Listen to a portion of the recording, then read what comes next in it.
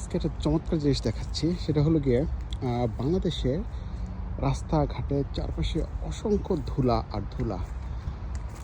এই ধুলা ওঠার মূল কতগুলো কারণ, সেগুলো হলো গিয়ে গাছের গোড়া বা রাস্তার পাশে যেসব খালি জায়গা থাকে ওইগুলো থেকে ধুলা ওড়ে।